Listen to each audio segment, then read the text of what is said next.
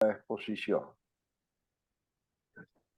Bueno, buenas tardes en nuestro último encuentro aquí con, con René Kruger, este fascinante curso de los Evangelios Apócrifos. Así que muchas gracias, René, por todo tu servicio y bueno, acá estamos escuchándote nuevamente. Bien, muchas gracias a ustedes. Reitero el agradecimiento por la invitación. Hoy mi propósito es terminar el vistazo del Evangelio de Tomás, después echar un vistazo breve, porque el texto es muy breve, del llamado Evangelio de María. Se sobreentiende que no es de la Virgen María, sino de María Magdalena.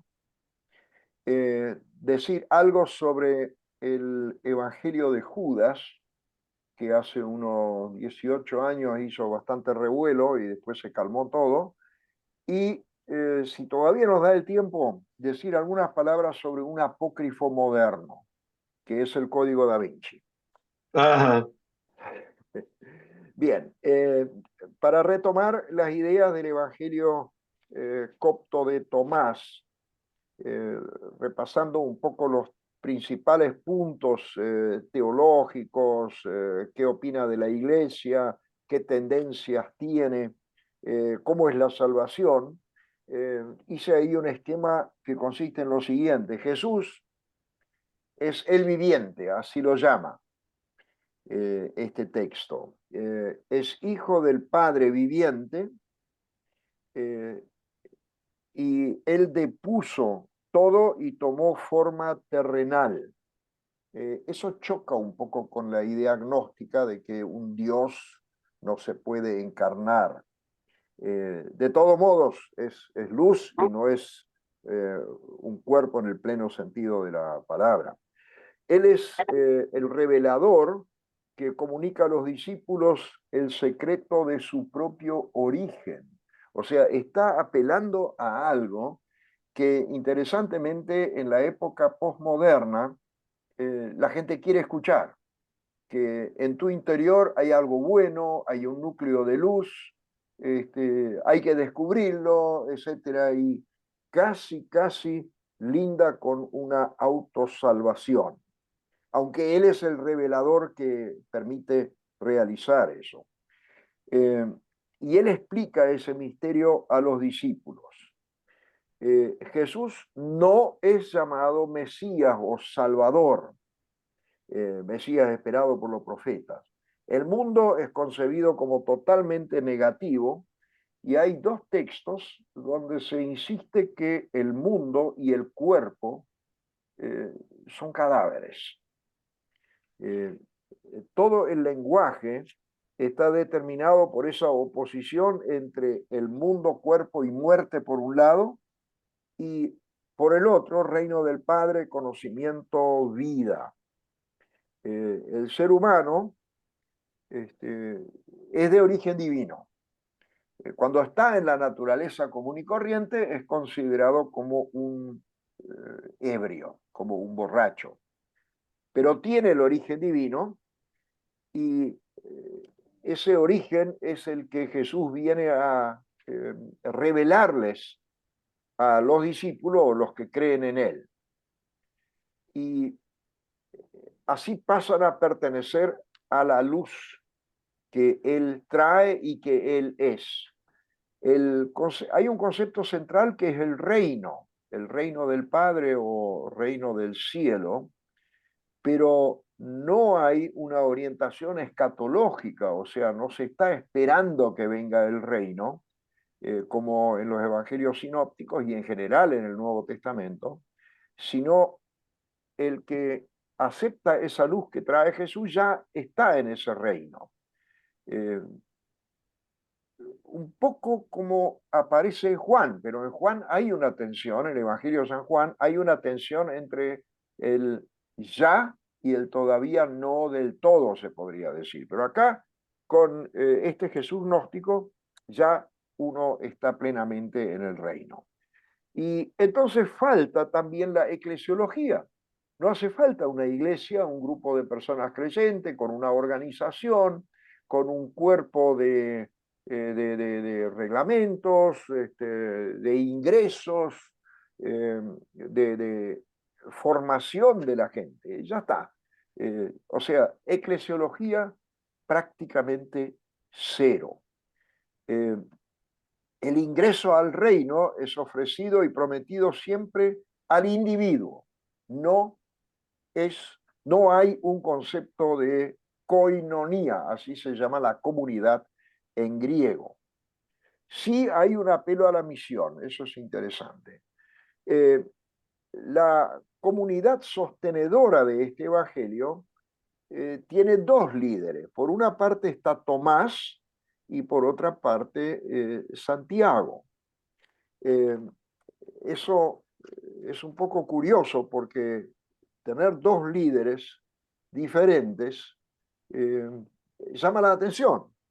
Ahora, con estos dos nombres, Tomás por un lado y Santiago por el otro, Tomás es el receptor y transmisor de la revelación y poseedor de revelaciones secretas. Y Santiago es el líder de la comunidad. Esto muestra un distanciamiento de la iglesia que remite su origen a Pedro y a Pablo. A Pedro en lo organizativo y a Pablo en lo teológico.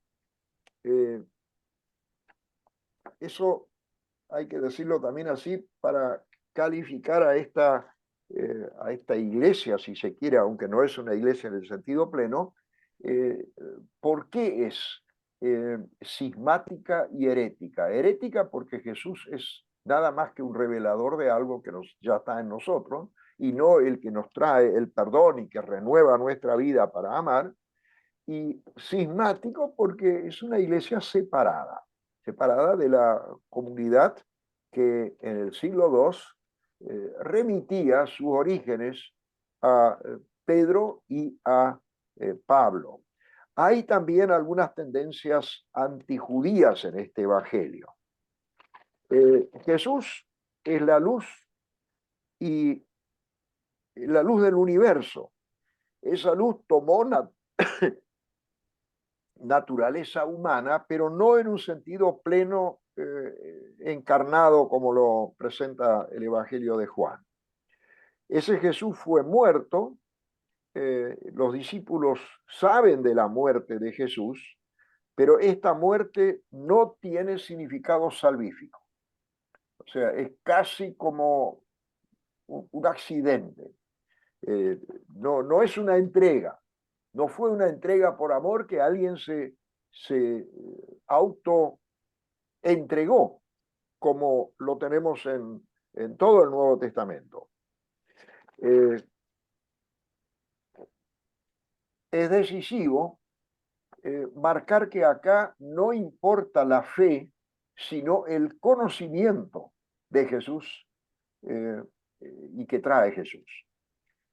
La salvación se realiza y se hace consciente en la búsqueda constante del conocimiento de esa partícula de luz, así la llaman, algunos textos también dicen la chispa de luz, que proviene de Dios, pero que por las sucesivas emanaciones volvió a estar cada vez más lejos de Dios y Jesús le vuelve a decir, en ti está la chispa de la luz.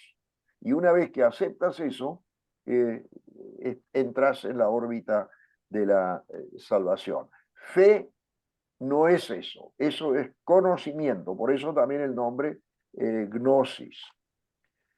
La salvación es consecuencia del conocimiento, si alguien quiere hablar de salvación, conocimiento de la unidad preexistente, sin hablar de que hay un pecado que nos separa de Dios.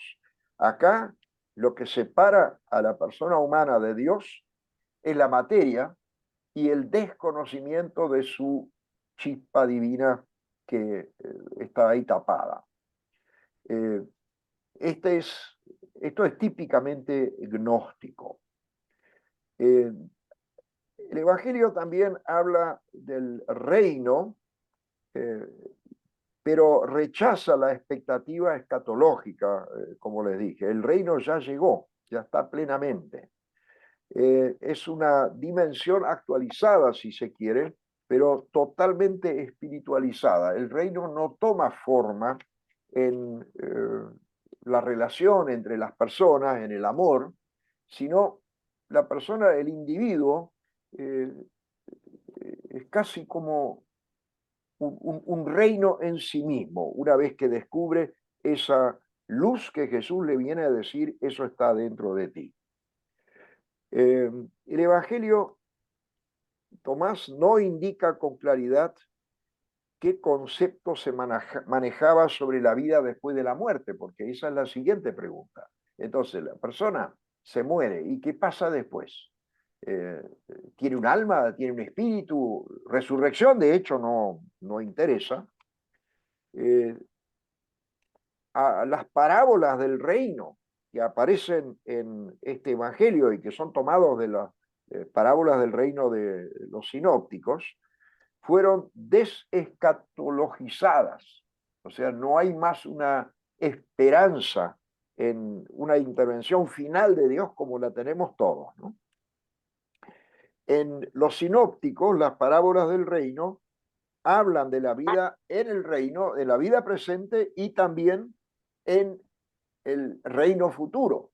Y por ese reino futuro ya podemos empezar a actuar en el amor. Esa dimensión está afuera de este evangelio. Eh, para el Nuevo Testamento, el reino está en una tensión entre el ya y el todavía no del todo. Acá ya está del todo. Una vez que uno se adhiere a esa enseñanza, ya está.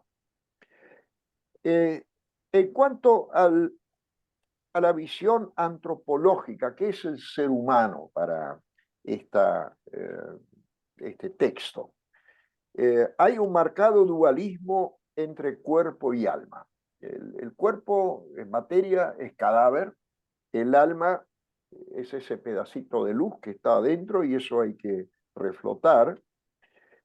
No puede haber unión entre ambos. Al gnóstico le resulta incomprensible cómo el alma puede existir en el cuerpo. O está ahí por ignorancia, o cuando sepa la verdad de dónde proviene, entonces el alma ya no necesita cuerpo. Esto implica que todo lo que nosotros vinculamos al cuerpo, el amor, la familia, el cuidado de nuestro cuerpo, la dimensión de la sexualidad tan polifacética, etcétera, pero también el amor al prójimo. No tiene sentido. ¿Para qué vamos a amar cuerpos que de todo modo son cadáveres? Esto es lo que ataca también, en ese momento hay que hablar de la pregnosis, Juan en su primera carta. ¿Cómo pueden decir que aman a Dios si al que no ven, si al prójimo, al que ven, no lo aman?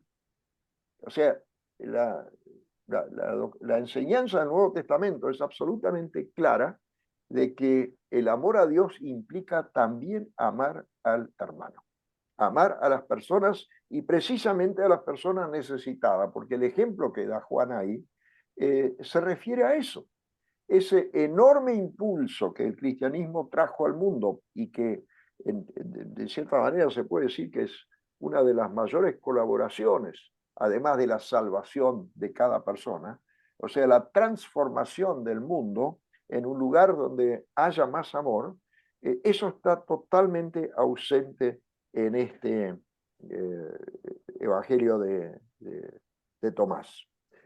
El origen del hombre es la luz, y ahí debe volver. Esa es la confesión básica de esta corriente gnóstica. Y conocerse a sí mismo es recibir entonces la luz que hay en uno mismo. En cuanto a la concepción del mundo, la cosmología, si se quiere, es lo mismo que el dualismo antropológico. Hay luz y hay tinieblas, en el ser humano y también en el mundo. El mundo es la tiniebla y el espacio del mal es precisamente la tiniebla y es una amenaza. El gnóstico debe rechazar el mundo. La partícula de luz que está en el mundo está presa precisamente en los cuerpos, en las materias de los cuerpos. Y eso debe ser liberado de ahí. El camino a la gnosis, eso también es interesante, tiene varias dimensiones. Por un lado, se rechazan prácticas que eran muy apreciadas en el judaísmo y en parte también en el cristianismo. La oración, la limosna, el ayuno, la cuestión de ciertos alimentos prohibidos. Los gnósticos de esto no quieren saber nada. También se enfatiza no preocuparse por lo material. Ahí puede ser que haya también alguna coincidencia con lo que Jesús dice, pero Jesús lo dice en otro sentido. Cuidado con ser egoísta y querer toda la riqueza del mundo para sí mismo. Hay otras personas que también te necesitan. El gnóstico va a decir, cuidado con querer acaparar toda la riqueza porque igual no te sirve para nada. Lo importante es la luz que hay dentro de ti. O sea, la orientación es diferente. Los dos pueden tener la misma punta, digamos, pero uno tira para un lado, que es el amor, el compartir, y el otro tira para el lado, bueno, no mezclarse con esto del mundo. Incluso hay un rechazo de principios morales. Hay un rechazo de lo sexual. Eso aparece en los versículos 22, 79, 114. La búsqueda debe orientarse únicamente al conocimiento, a la gnosis. Ese es el dicho 47. No se trata de creer, sino de conocer. Esta es la marca, el sello indefectible del gnosticismo. Y no dudar de ese conocimiento. Hay que sufrir el mundo, pero no en el sentido de superarlo, sino porque el mundo es materia y es tiniebla. Hay que destruir la materia y superarla con eso. A nivel del conocimiento, este evangelio propone buscar la cercanía espiritual de Jesús, escuchar la palabra de Jesús, no buscar nada que no fuera ese conocimiento y formarse constantemente en la luz. Y a nivel de la transmisión y de la misión, interesantemente este evangelio también insiste en que hay que hacer misión. Pero la misión no consiste en llamar a la gente al arrepentimiento y a una vida nueva y al seguimiento y a integrarse a la comunidad de la iglesia y servir al mundo, sino consiste simplemente en transmitir conocimiento sobre aquello que está en el ser humano y que necesita ser rescatado. La comunidad de Tomás emplea la tradición de los sinópticos sobre todo como ayuda estructurante, pero la transforma. Y acá está lo llamativo de este evangelio. Uno lee un versículo bíblico en este evangelio en el contexto de los 114 dichos en total y es otro tono, aunque sea literalmente igual, porque casi un tercio son versículos o pequeños relatos, pequeños dichos, tomados literalmente. El otro tercio es transformado y el tercer tercio, no en orden secuencial, pero en cantidad, son dichos totalmente desconocidos para el lector de la Biblia. Eh, entonces, la atmósfera que tiene este evangelio es totalmente gnóstica, no hay formación de comunidad, se usan los textos disponibles de la Biblia, pero para encuadrarlos dentro de este marco del gnosticismo. Bien, esto es una brevísima síntesis del Evangelio copto de Tomás. En el fondo, a mí siempre me viene la siguiente idea, que el sistema que propaga este Evangelio copto de Tomás ofrece una visión de autosalvación. Cada uno es responsable por descubrir la luz dentro de él, que ya está dentro de él, o sea, la salvación ya está, y Jesús le ayuda, pero Jesús no es el que opera la salvación del pecado. Su muerte no tiene nada que ver con pagar nuestras culpas o nuestra condenación, sino Jesús es solamente el que enseña que en el ser humano hay una luz y que el ser humano debe buscarla, descubrirla y luego rechazar el mundo material. Es como que acá se bifurcó la proclamación del Evangelio y ahora estamos en otro territorio, el territorio gnóstico. Llamativamente, hay algunos exégetas que opinan que en este Evangelio estamos encontrándonos con Jesús, el Jesús de la historia, y que son muy antiguas estas partes del Evangelio de Tomás y que nos acercan bastante más que muchos textos de los Evangelios sinópticos y de Juan a lo que Jesús enseñó. Lo que no se dan cuenta es que el tenor de este Evangelio es gnóstico, y por más que algunos dichos suenen igual que en el Evangelio, no son iguales, porque el marco que le dieron ya es otra cosa. Ahora, ¿cuál es el valor de este Evangelio? No tiene ningún valor para reconstruir la enseñanza original de Jesús, pero tiene un enorme valor para entender cómo estos grupos gnósticos interpretaron la misión de Jesús o interpretaron a Jesús, precisamente como el iluminador de algo que ya está dentro del ser humano. Esto lo podría hacer cualquier maestro que estudia un buen manual y entonces este, le enseña a la gente qué es lo que deben buscar.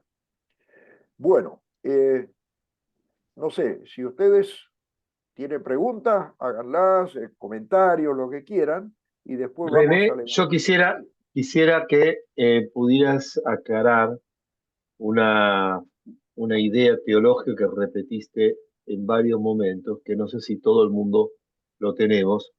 Hablaste de ya y todavía no. Ajá, Esa frase o esa terminología teológica es muy importante y quizás sí, sería bueno que todos podamos tener en común esa ideología, esa idea, ¿no? con mucho gusto. En la apocalíptica judía precristiana se esperaba el reino que iba a traer el Mesías, o estaban las promesas de que Dios pronto va a producir el final, y había toda una expectativa de una escatología, significa la ciencia de las últimas cosas. O sea, ese reino estaba preparado, Dios lo va a traer en el momento de realizar el juicio final. Cuando se termina el presente eón o la era, va a empezar la era futura o nueva o el eón que está por venir, y entonces todo el tema del reino era una expectativa al futuro. Claramente un todavía no. En el otro extremo está, por ejemplo, este Evangelio copto de Tomás, que dice, ya está, si tienes ese conocimiento de tu origen como chispa de Dios, ya estás en el reino, ya está realizado. pero no dice qué pasa después de la muerte, porque algo va a pasar. ¿Va a continuar así o qué va a ser? Eso no lo dice. Entre las dos posiciones se ubica la enseñanza cristiana. La enseñanza cristiana, y ahí el Apocalipsis hizo un aporte impresionante, el Apocalipsis de San Juan del Nuevo Testamento, que insiste en una posición intermedia, porque con la muerte y resurrección de Jesús ya empezó el reino. Jesús lo trajo, pero todavía no está desarrollado del todo, porque sigue habiendo pecado, violencia, maldad, distanciamiento de Dios y del prójimo, pero quienes creen en Jesús ya están viviendo anticipadamente algo de ese reino. Y eso se le suele llamar ya, pero todavía no. Yo le agrego siempre todavía no del todo. Para el gnóstico ya está del todo. Para el apocalíptico judío no está nada. Eh, entonces, ya y todavía no del todo significa que quienes se adhieren a Jesucristo ya tienen una participación en su reino. Pero todavía no está del todo, porque también falta vencer nuestra propia muerte. O sea, Dios nos tiene que pasar a través de esto que está ahí al final de nuestra vida, y evidentemente el mundo no es un reflejo del reino de Dios. Ahí donde el ser humano realmente ama, en el sentido como Cristo lo propone, y vive del perdón de Dios y vive en comunión y junto con otras personas tratan de hacer algo de ese amor en el mundo, el reino empieza a germinar y a brotar. Eh, no por nuestros esfuerzos, sino porque Dios lo riega, Dios lo hace crecer y nosotros nos ponemos a disposición de Él. Esta es una idea, creo yo, mucho más saludable que la judía, que empuja toda la expectativa a un futuro que nadie sabe cuándo viene, y también es mucho más saludable que la propuesta gnóstica que dice ya está el reino. ¿Dónde está? En los gnósticos. Y si no hay amor, no hay reino. Y el gnóstico no necesita amar al prójimo. Entonces, esto de todavía, del ya, pero todavía no del todo, es una posición equilibrada, porque el reino comienza con Jesús, con su muerte y su resurrección. Pero todavía esperamos la realización plena. Para eso tenemos la expresión de la parusía, la venida de Jesús. No sé, José Luis, es más o menos Yo creo comprensible. que si alguien tiene alguna pregunta sobre esto, me parece Sí, importante por ahí aclararlo. Más con porque, mucho gusto. tal como lo plantea René, es un tema muy necesario de tenerlo claro para hablar de qué esperamos y qué tenemos, en definitiva, ¿no? Sí. Pero bueno, si quieres ya podemos pasar entonces eh, Al al otro Evangelio tema que tenía. de María.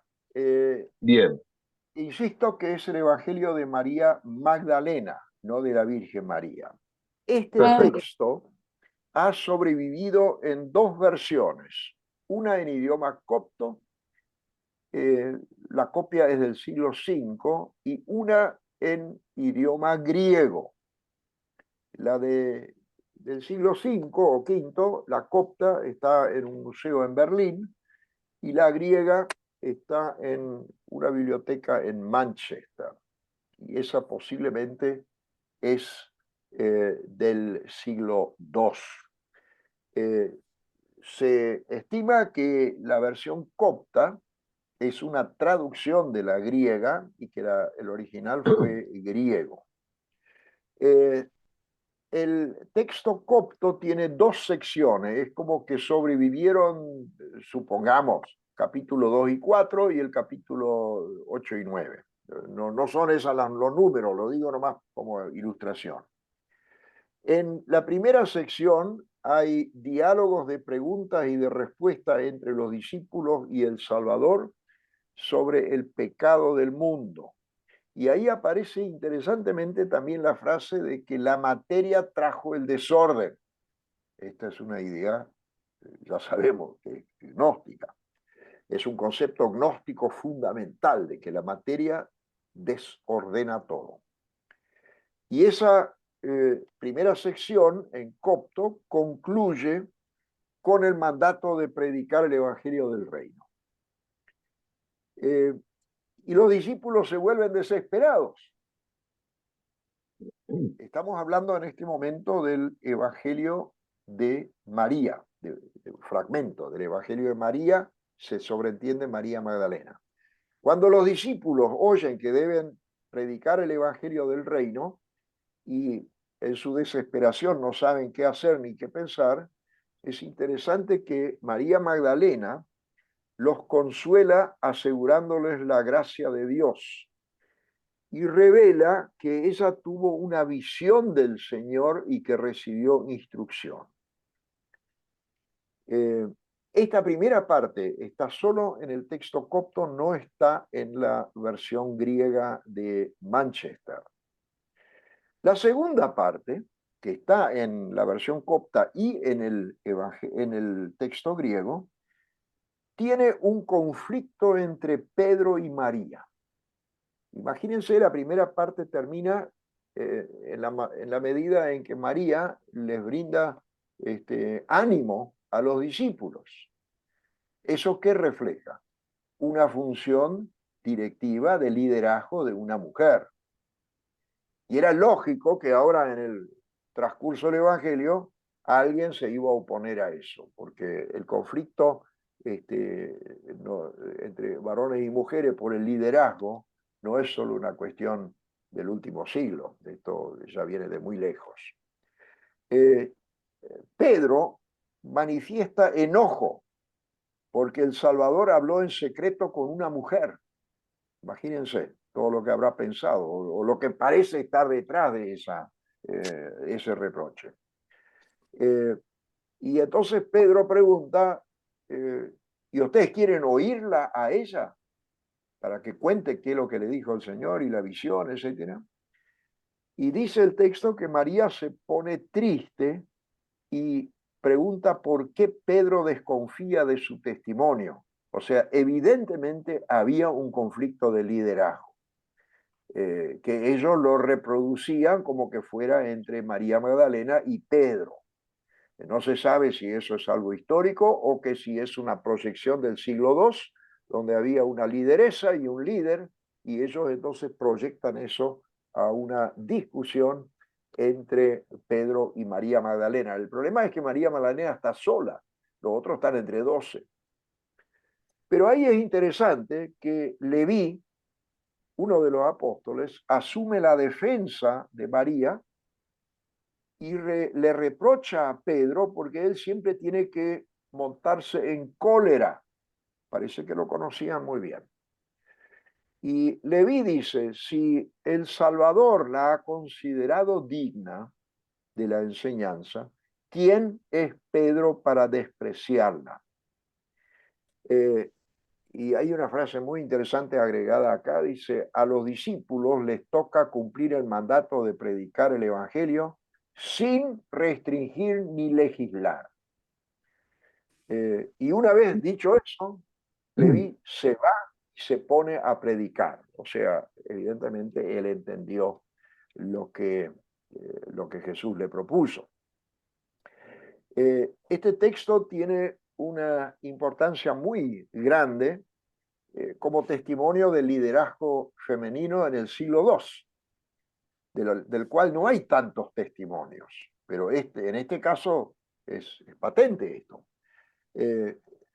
Este texto muestra que la posición de María Magdalena causó problemas a los discípulos varones. Acá, reitero, hay un liderazgo en conflicto, o sea, un conflicto entre dos figuras de liderazgo.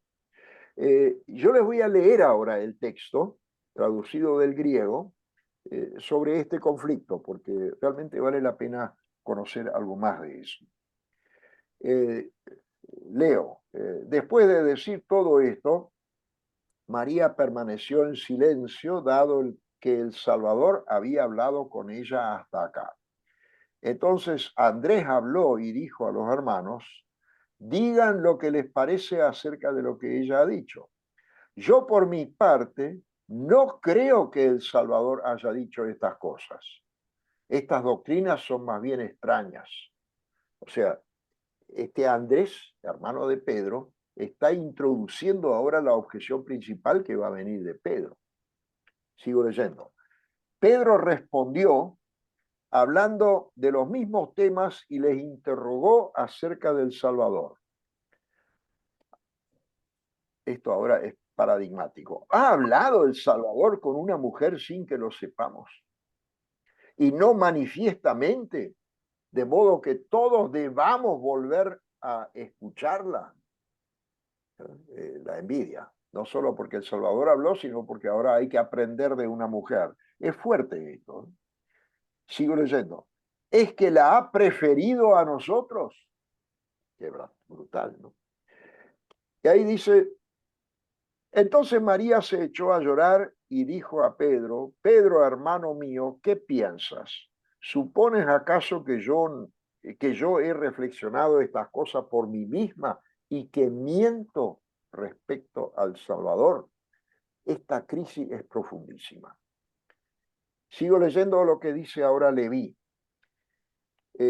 Entonces Leví habló y le dijo a Pedro, Pedro, siempre fuiste impulsivo. Ahora te veo ejercitándote contra una mujer como si fuera un adversario. Sin embargo, si el Salvador la hizo digna, ¿quién eres tú para rechazarla? Bien cierto es que el Salvador la conoce perfectamente. Por esto la amó más que a nosotros. Más bien puede, pues, avergoncémonos y revistámonos del hombre perfecto.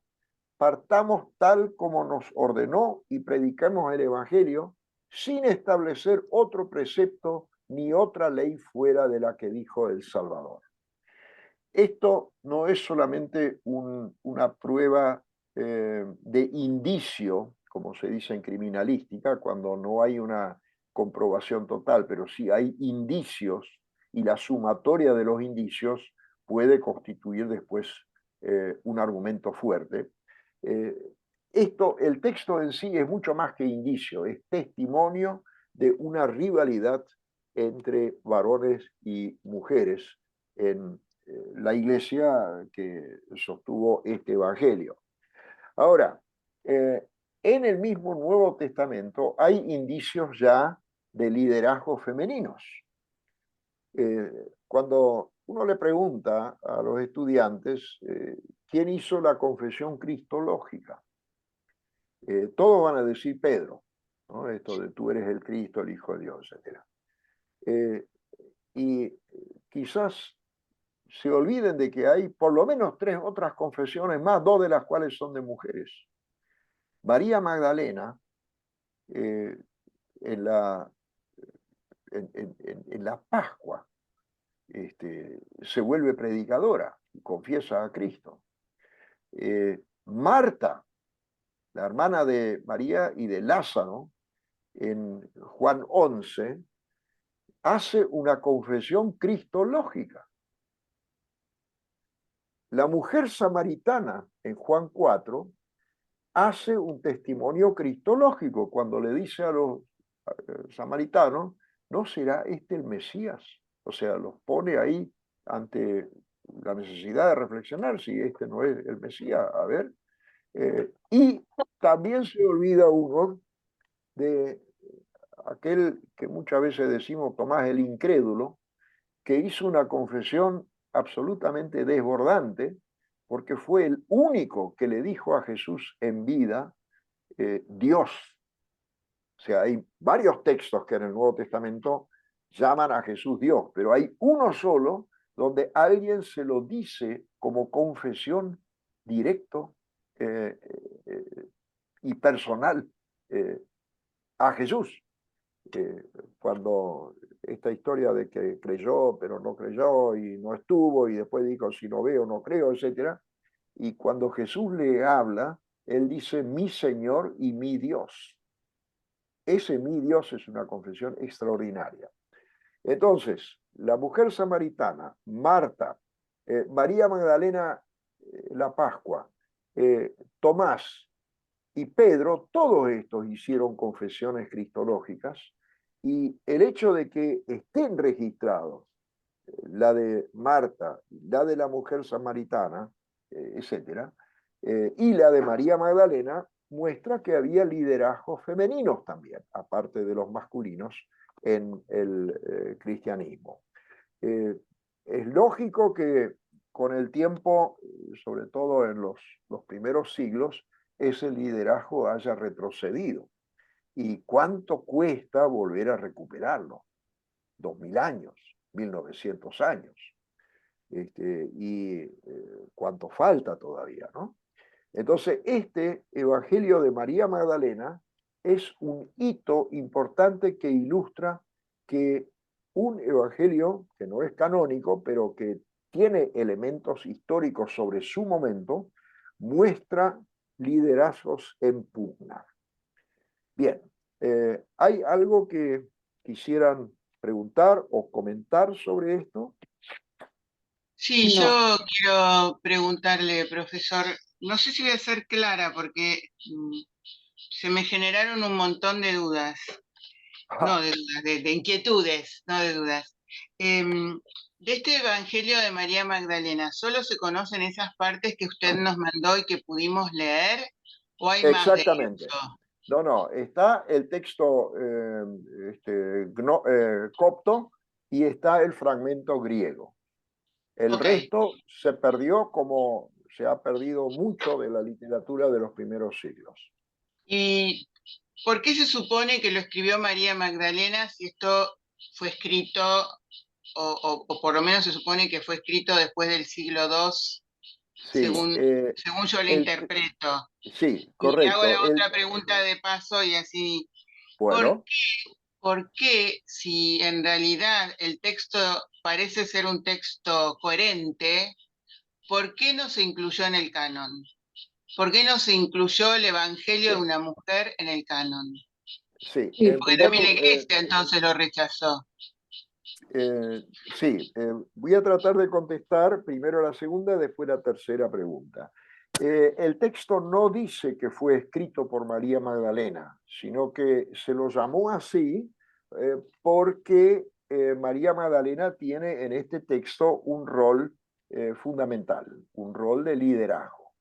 No dice que ella es la autora, y no se incluyó en el canon porque es un texto que apareció recién en el siglo II, cuando el proceso de canonización prácticamente ya estaba terminado de los escritos fundamentales. Después, algunas de las pequeñas epístolas tardaron bastante tiempo más, el Apocalipsis también tardó, pero los evangelios en el año 140 ya formaban el evangelio cuatriforme, y ya no se incorporaron más cosas eh, porque estos primeros satisfacían las necesidades. Eh, O sea que lo no, puede haber escrito un hombre perfectamente, un hombre con apertura mental, digamos.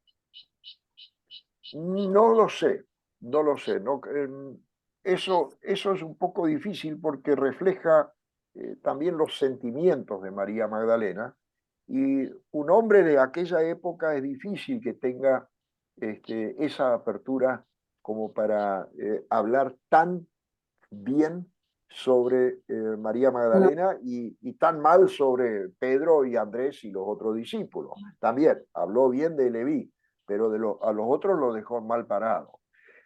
Yo creo que este evangelio fue escrito por una mujer, pero no María Magdalena, sino que tomó el papel de María Magdalena y las tradiciones que por ahí se conocían de María Magdalena.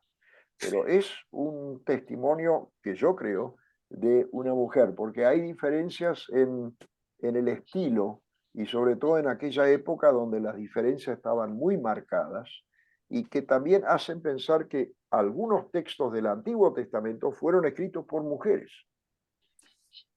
también. Ruth, por ejemplo. El libro de Ruth, en el buen sentido, habla de una complicidad femenina entre Ruth y su suegra, que se ayudan mutuamente para volver a ubicarse y para, por el tema del rescate y todo esto. Y eso es típico de cómo una mujer, junto con otra mujer, logra cosas ya en la antigüedad. Entonces, creo que el libro de Ruth es un texto salido de mano de mujer. Y el otro, donde hay que pensarlo también en una línea similar, es una parte del Cantar de los Cantares. No todo el cantar, pero donde se habla de la belleza y de lo atractivo que es el varón, eso lo escribe una mujer. Y donde se habla de la belleza y lo atractivo, el erotismo de una mujer, eso lo escribe un varón. Entonces ahí uno podría pensar en una pareja, por ejemplo.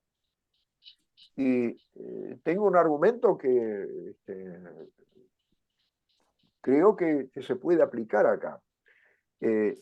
Si en esa época un hombre, un masculino, describe al novio, al amante, con esos tonos,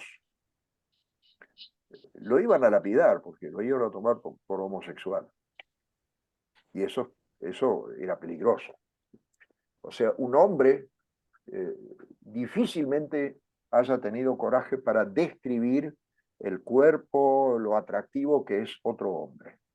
Pero una mujer sí lo podía hacer. Entonces, en el Cantar de los Cantares yo veo la mano de una mujer y la mano de un varón. Yo este argumento sobre el erotismo masculino, etcétera, no lo he encontrado en ningún comentario, seguramente existe.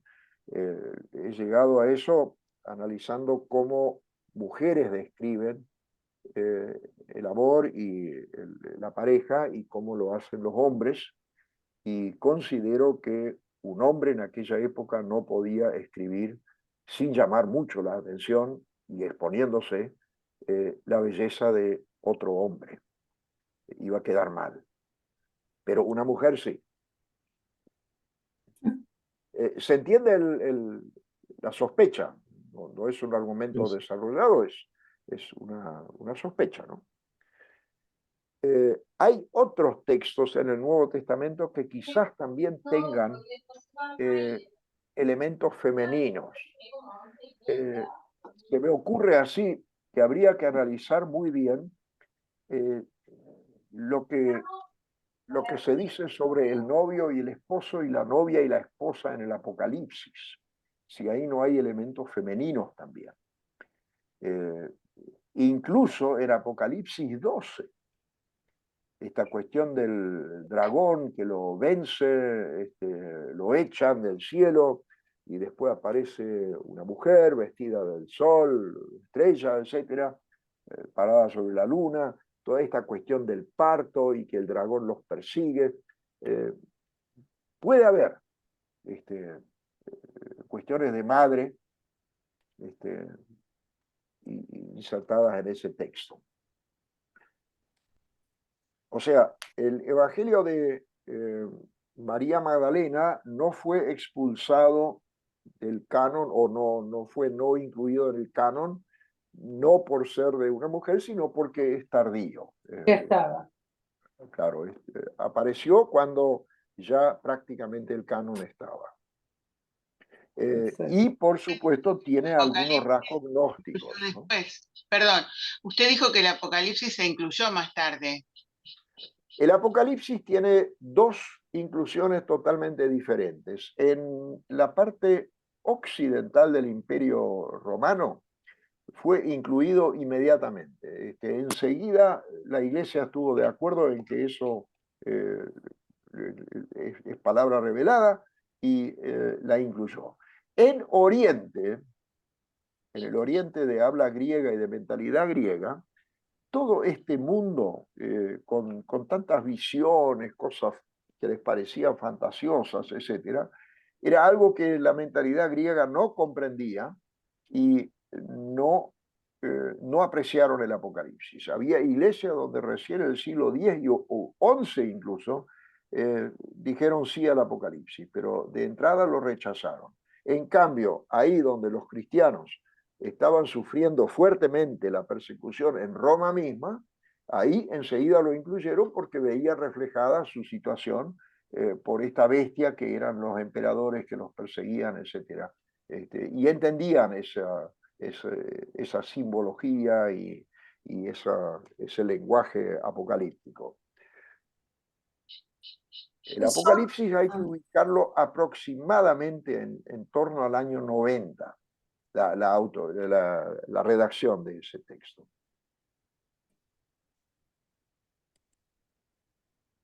Profesor, perdón, Sí, volviendo adelante. a María Magdalena, también puede ser que era un ambiente de hombres, o sea, digamos que era machista, entonces a las mujeres es como que la hacían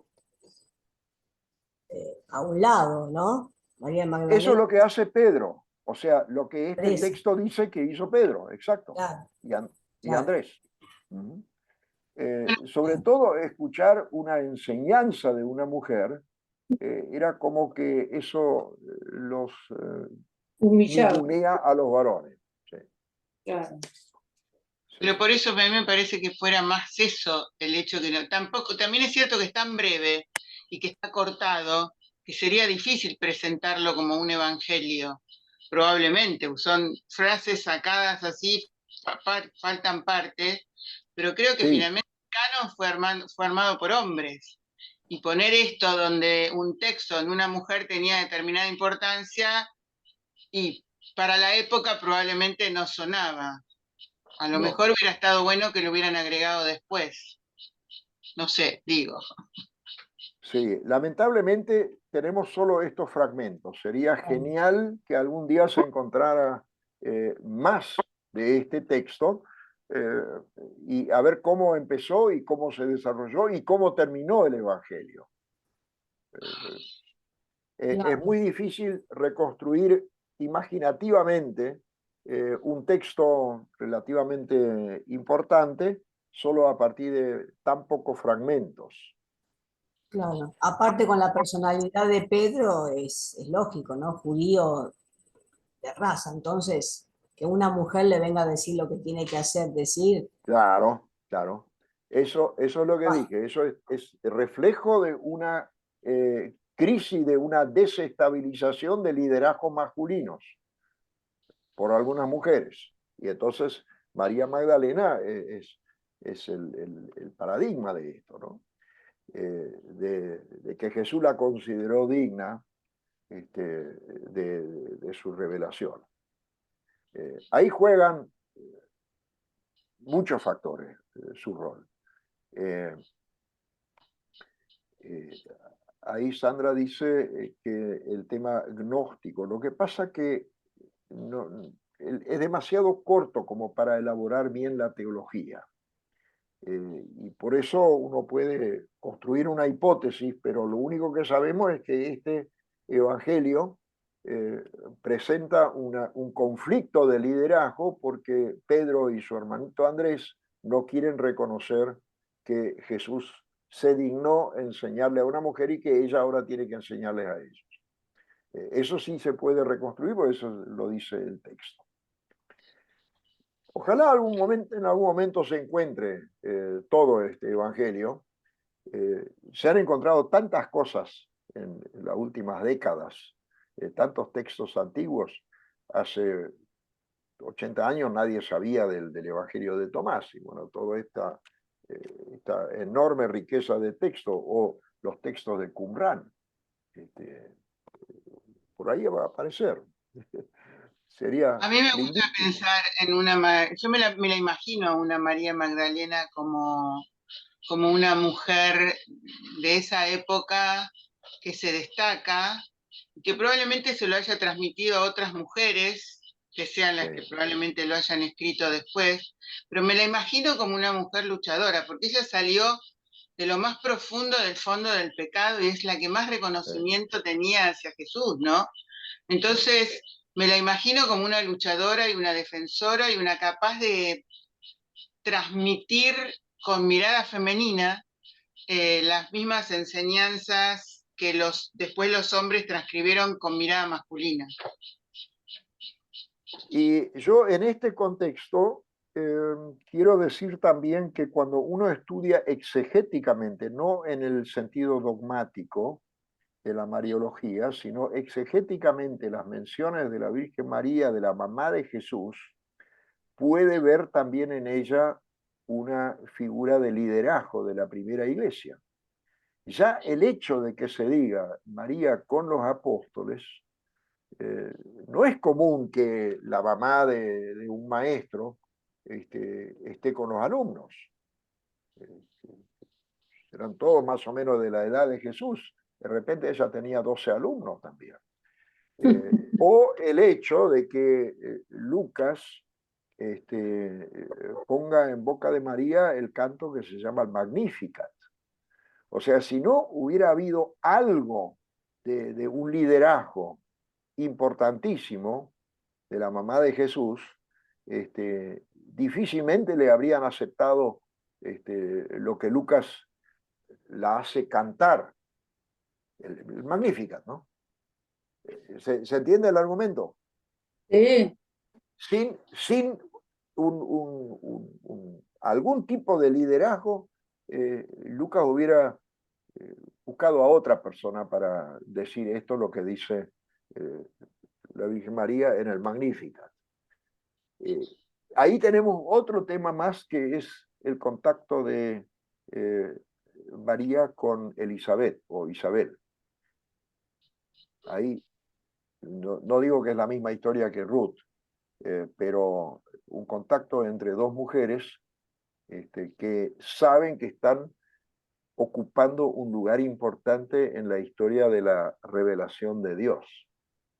Y se animan entre ellas. Incluso María queda 6 meses o varios meses hasta que la otra, la parienta, ¿no?, le da a luz. O sea, ahí hay algo muy lindo también para explorar y para investigar qué elementos de liderazgo se están ocultando. No digo ocultar intencionalmente, pero estas descripciones reflejan cosas que quizás cabría investigar con un poco más de profundidad.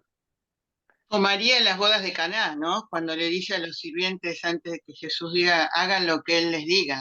Es como que lo introduce, pareciera también ahí una cosa de liderazgo fuerte, ¿no? Jesús cumple con la voluntad.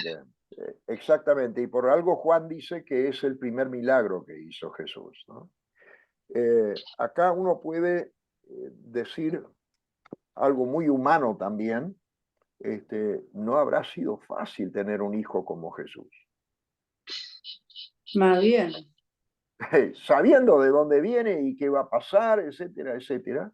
Y cómo se está desarrollando, cómo predica, cómo lo buscan, cómo lo echan, cómo acuden a él, etcétera. O sea, un hijo es reflejo en parte de sus padres, en parte, ¿no?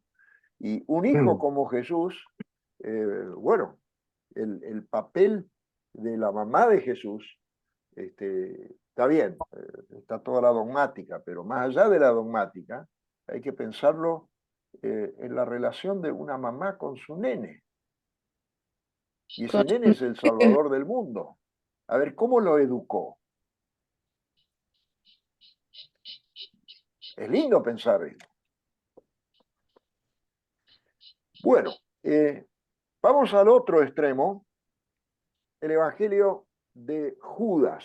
Atención que este título lo tiene el mismo texto, Evangelio de Judas.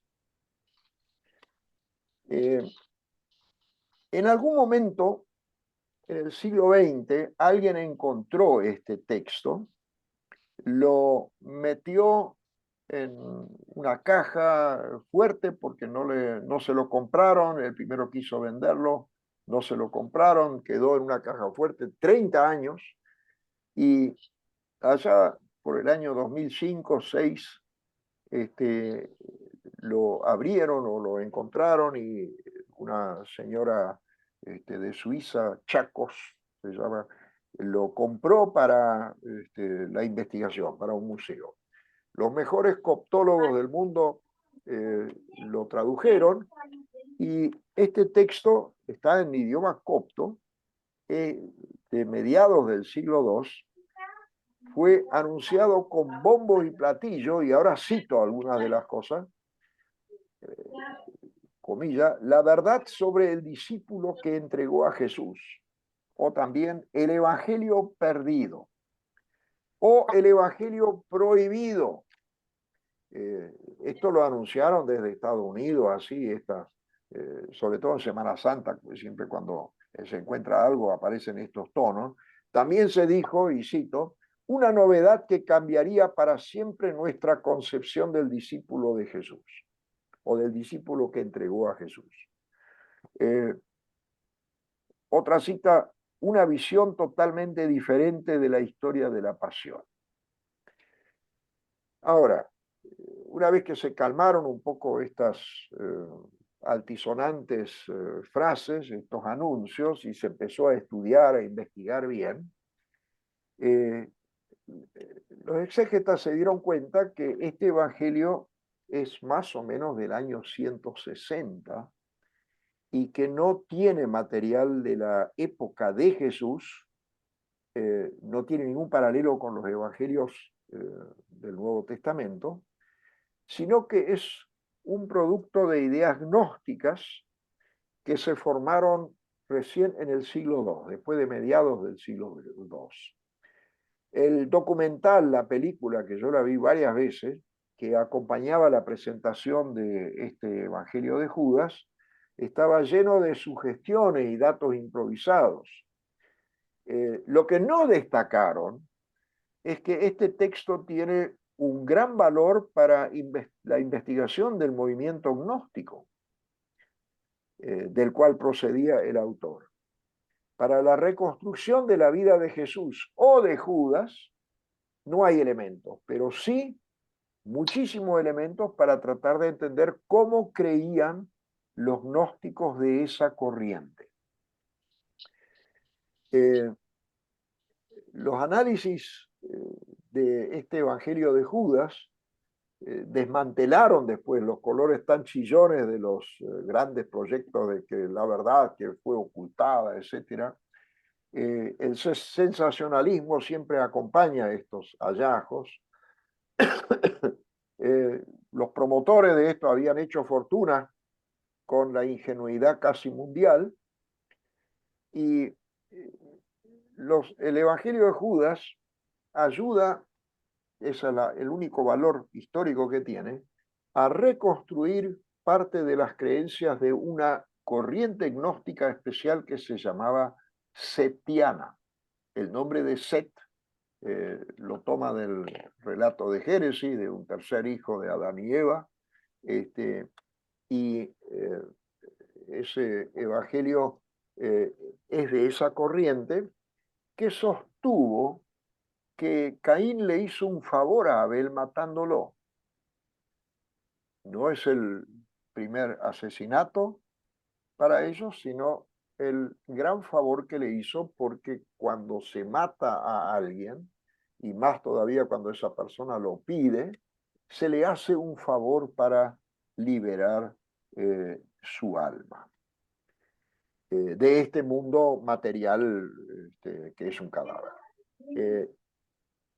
El Evangelio de Judas presenta algunas conversaciones que hizo Jesús supuestamente, con Judas Iscariote durante una semana, 3 días antes de la celebración de la Pascua.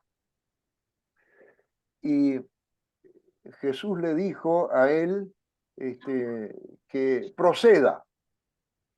Y Judas se le opuso un poquitito, no quiso hacer esto, ya estaban hablando de la entrega, pero dice que después le van a mirar mal los otros discípulos, pero Jesús lo anima a que él avance. Y así también fue. Aparte de esto, este evangelio está lleno de nombres de ángeles, de otros seres, etc. O sea, es realmente un pequeño cofre de tesoro para conocer algo más sobre esta corriente de la gnosis setiana. Y he aquí, curiosamente, ya Ireneo, allá por el año 170 después de Cristo, menciona un texto donde aparecen estas cosas. O sea, nadie le prohibió a ellos este evangelio, pero no llegó a imponerse. Él menciona esto de que estos setianos dicen que Caín le hizo un favor a Abel matándolo, etc. Y no hay ningún texto eclesiástico que prohíba el Evangelio de Judas. Lo que pasa es que es algo tan raro porque promocionar el asesinato o pensar que el asesinato en este caso era un favor, es algo chocante. Y bueno, es claro que la cristiandad no aceptó esto porque está formada de otra forma. Es un texto gnóstico allá del año 160 y no tiene material histórico ni sobre Jesús ni sobre Judas, pero sí sobre esta corriente del gnosticismo llamado setiano. Bien, ahora yo les propongo que dediquemos el tiempo que todavía tenemos a conocer un poco del Código Da Vinci y por qué este se puede llamar un apócrifo reciente. La novela El Código Da Vinci de Dan Brown fue el producto que más arrastró a la gente, a la clientela, a los curiosos y también a gente que realmente busca ver qué pasó, etc. Allá hace ya 2 décadas, ¿no? Pero al mismo tiempo contiene la mayor cantidad de inexactitudes. A pesar de que el autor dice que se trata de una novela, y cuando uno lee eso sabe que es un invento, él afirma en el preámbulo que las descripciones de lugares y de obras de arte, como también de los documentos citados, son totalmente fidedignos y verificables. Si inventa sobre cosas de arte, no me molesta. Si inventa algo sobre descripciones de iglesia, de basílica, de catedral, etc., bueno, también se puede fantasear. Pero si él dice que los documentos que cita son fidedignos, ahí entramos en algo que puede ser criminal. ¿Qué es lo que presenta este apócrifo, si se quiere? El supuesto matrimonio de Jesús con María Magdalena y la hija de ambos, Sara. Ahora, esta figura del matrimonio de María Magdalena y la hija de esta pareja, Sara, en realidad no la inventó Dan Brown, sino que la plagió de un libro publicado por 2 autores que hicieron muchísimo dinero con divulgar fantasías sobre Qumran. Cuando los textos de Qumran, del Mar Muerto, no estaban todos editados, publicados, ellos empezaron a levantar una serie de sospechas y de verdaderas teorías de conspiración. No se publican porque van a hacer tambalear el catolicismo o el cristianismo, etcétera, etcétera. Y empezaron a crecer la fantasía. Lo único bueno que lograron es que de un día para el otro se publicaron los textos y con eso se derrumbó todo. Pero entonces ellos escribieron otro libro que se llama El Enigma Sagrado. Y esa fábula que ellos elaboraron afirma que la hija de Jesús y de María Magdalena, Sara, dio origen a la dinastía de los merovingios en Francia. Ahora, ¿cómo llega esta nena a Francia? Brown elaboró toda una trama y dice que después de la muerte de Jesús, por supuesto no cree en la resurrección, pero después de la muerte de Jesús, la viuda y la hijita, la huérfana, tomaron una canoa y se fueron por el Mediterráneo hasta la costa de Francia, de lo que hoy es Francia. Hay que ser muy crédulo para creer que esto es posible. Una mujer con una menor de pocos años, hacer un viaje de centenares de kilómetros por mar, con una canoa, sin ninguna ayuda. Imagínense salir de Israel, pegar la vuelta por lo que hoy es Turquía, meterse en el Peloponeso, todo ese laberinto de islas y de islotes y de penínsulas y de golfos, etcétera, bordeando sin brújula ni nada, y después dar toda la vuelta por la península itálica hasta llegar a Francia, únicamente por un milagro. Pero él no habla de milagro, sino que es un viaje. Y entonces ahí esta nena después se casó y de ella salió la dinastía de los merovingios. Y él, Dan Brown, prosigue con esa trama y dice que los templarios fueron fundados para guardar el secreto. Y luego de su destrucción, porque los templarios fueron liquidados, fue fundado el Priorato de Sion y reitera que se basa en fuentes documentales. ¿Y cuáles son esas fuentes documentales? Bueno, un texto que está en París.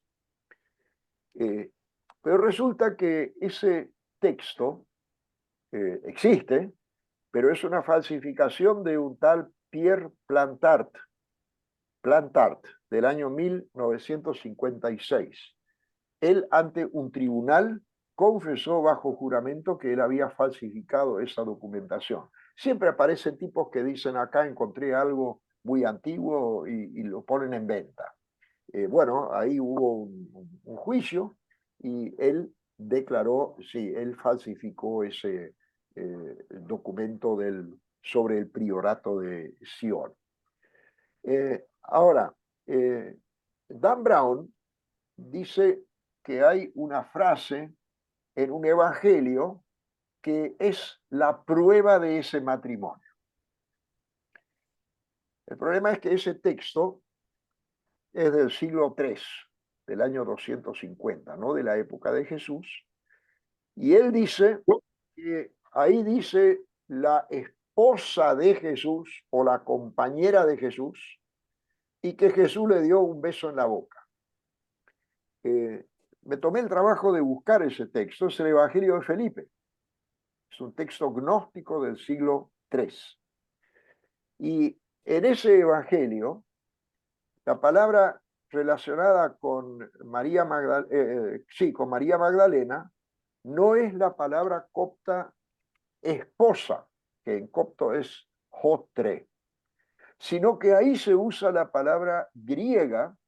En los textos gnósticos muchas veces ponen palabras griegas porque no les alcanzaban las palabras coptas, y ahí se dice que María fue koinonos de Jesús, no jotre, que sería esposa, sino koinonos. Koinonos es la palabra que se usa tanto para compañeros de trabajo, en masculinos o femeninos, pero nunca se usa esta palabra en el sentido de pareja, novio o esposo o amante. Alguien que tiene algo en común con otra persona, camaradería, compañerismo de trabajo o un proyecto en común, se llama koinonos. Para hablar de la esposa, el idioma griego tiene la palabra gyné. Gyné significa mujer y esposa. De ahí viene la palabra ginecología. Gyné en griego. Nunca se usa la palabra koinonos. La palabra koinonos puede significar compañero, compañera. Los comunistas dirían camarada. Eso es koinonos, pero nunca aparece la palabra koinonos para hablar de una compañera de vida. Y para mayor confusión, Dan Brown en ese libro dice que todo aquel que conoce el idioma arameo podrá confirmar que esa palabra significa esposa, pero resulta que ese texto no está escrito en arameo, sino en idioma copto. Y ahí usa la palabra griega, koinonos.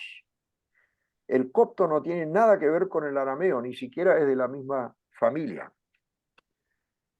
Y después está el tema del beso en la boca de Jesús con María Magdalena. Acá hay dos problemas. En primer lugar, en el cristianismo primitivo, pero también en el gnosticismo, el beso tenía otro significado y no necesariamente el significado erótico. Pablo también dice, salúdense con el beso santo. Es como la costumbre en América Latina, no así en los países anglosajones, la gente se saluda con un abrazo o con un beso en la mejilla.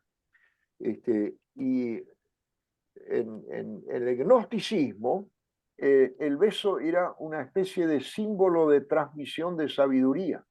Así como nosotros podemos decir ante una persona totalmente desconocida, le vamos a dar solo la mano, cuando nos conozcamos un poco mejor, nos saludamos con un abrazo y después uno puede darse un beso y eso no implica absolutamente nada de relación de pareja. Eso por un lado. Por el otro lado, el texto donde dice esto de que Jesús le besó en la boca, no dice eso. Jesús le besó y después el texto está estropeado, es ilegible. Por el espacio que hay después de beso y de la parte que sigue, los exégetas, los investigadores dicen que ahí podían haber habido tres palabras coptas que entran en ese espacio. Uno puede ser boca, otro puede ser mejilla y otro puede ser frente, que los tres tienen el mismo tamaño en idioma copto. O sea, a él le vino muy bien que dijeron, bueno, puede ser la boca, pero también puede ser la frente o la mejilla. Entonces, construir toda una teoría sobre un viaje en canoa de miles de centenares de kilómetros, sobre una palabra que no está en el texto, que sería guiné o la palabra jotre, pero esa no está porque dice koinonos, y un beso en un lugar que no se sabe si era la boca, la frente o la mejilla. Eso realmente es pobre, porque eso es fantasear a partir de la ignorancia. Y mucha gente que leyó esto, mira, Jesús le dio un beso en la boca, tiene que haber sido pareja, tiene que haber sido su novia, su compañera de vida, ¿no? Y el Evangelio de Felipe es un texto gnóstico y los gnósticos ahí distinguen entre los que pueden conocer y comprender la verdad y aquellos que no lo pueden. Y los que la conocen son koinonoi, comparten, ¿no? Koinonos es el que comparte algo. Y después hay otra afirmación que hace Dan Brown, de que el emperador Constantino mandó realizar en el año 325 un concilio para decretar que Jesús es Dios. Y después hizo destruir todos los evangelios anteriores a esa época y solo permitió que se incluyeran 4 evangelios, que son los que conocemos hoy, pero retocados y aceptados para que digan lo que él dijo sobre Jesús. Ahí hay una sarta de falsedades. Y él dijo que algunos pocos escritos se salvaron de la destrucción que ordenó Constantino y que son los escritos del Mar Muerto y lo de Nag Hammadi de Egipto, que cuentan la verdad de Jesús. Pero resulta que en Qumran no hay nada sobre Jesús, absolutamente ningún texto lo menciona. Y los escritos de Nag Hammadi son de unos siglos posteriores y son todos gnósticos. Y los textos más antiguos que dicen que Jesús es Dios, por ejemplo, el Evangelio de Juan, son del año 200, o sea, 125 años antes del concilio que supuestamente mandó a hacer Constantino. O sea, por donde uno mira, hay inexactitudes y sobre esto no se puede armar ni la fe ni tampoco una teoría. Hay gente incluso del mundo académico que queda fascinada con estas cosas. Y en Estados Unidos hay un grupo de investigadores que se hace llamar Jesus Seminar, el seminario de Jesús, y que para la reconstrucción de la vida de Jesús usan los datos del Evangelio apócrifo de Pedro y del Evangelio copto de Tomás, en vez de usarlos como textos posteriores, que son muy valiosos, porque también muestran cómo ha sido la fe de esas personas. No, ellos con eso quieren acomodar los datos que dan los evangelios. Yo creo que eso es parte de un malestar de una época actual muy tecnificada, muy sofisticada, y mucha gente tiene entonces una tendencia a creer lo curioso, lo llamativo, a veces lo estrafalario. Y cuando se anuncia un descubrimiento sólido, fruto de meses o años de paciente investigación, etcétera, casi nadie reacciona. Pero si se anuncia algo bien exótico, por más banal que fuere, o igual que en la medicina, si aparece un efecto mágico de una sustancia extravagante, ¿se acuerdan la crotoxina y cosas así? Todo el mundo se prende, o no todo el mundo. Las librerías están llenas de libros sobre ondas misteriosas, sobre criptografía, ángeles, cristales, interpretaciones de sueños, que no tienen nada que ver con el trabajo psicoanalítico. Eso es otra cosa, eso es científico. Pero la interpretación así a la que le hacen correr, pirámides, energías y muchas cosas que prometen seguridad o protección, y uno entiende que la gente desestabilizada en la sociedad actual busca protección, busca seguridad y se agarran de esas cosas. Y lo serio, lo probado, parece que no vende. Da de pensar que varios de esos descubrimientos vendidos con tonos sensacionalistas apuntan precisamente a la dimensión religiosa. Esa industria parece que vende muy bien. Esa es una respuesta de un mercado a una búsqueda muy sincera de mucha gente, que hay que respetar y hay que apoyar desde el Evangelio a que encuentren respuestas. Pero esta respuesta que recibe la gente con este Evangelio de Felipe, que le besó en la boca y ni siquiera está la palabra, o que era la esposa, pero no dice esposa, simplemente compañera de trabajo, de colega, y nunca se usa la palabra esposa, esos son fraudes de un circo mediático que lo único que logra es atacar la religión y atacar la verdad. Muchas personas Compran. compran exactamente.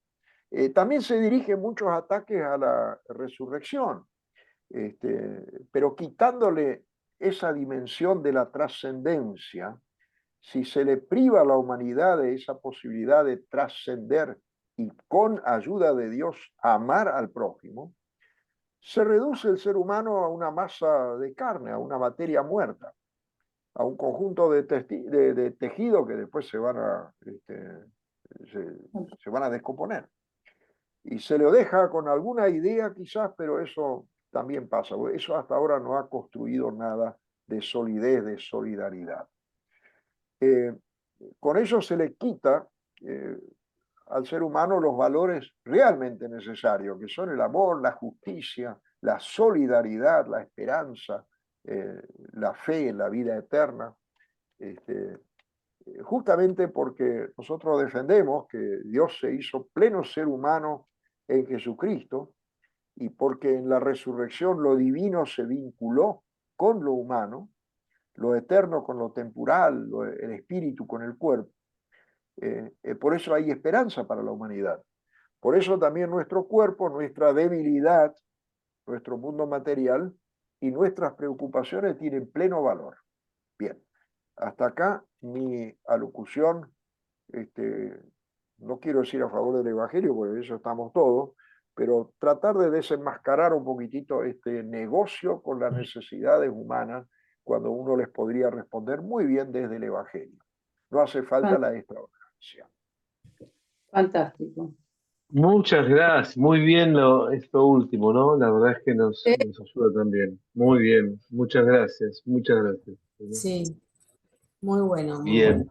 Gracias, profesor. Aquí Gracias cerraríamos, a- pero si alguien quiere hacerle una pregunta última a René, la podemos hacer. No, Son y 29. última, siempre digo, cuando me preguntan cuál es tu último libro, dije, no, el más reciente tenés que decir, porque el último lo Claro. verá Dios cuando...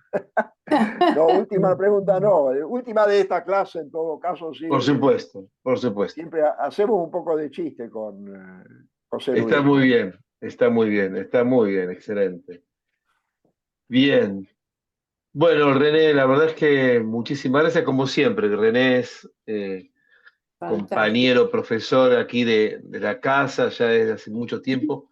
Gracias a Dios la pandemia nos permitió esto, ¿no? Porque si no sería imposible disfrutar de lo que él sabe, de lo que él ha estudiado y con cuánta generosidad que lo comparte.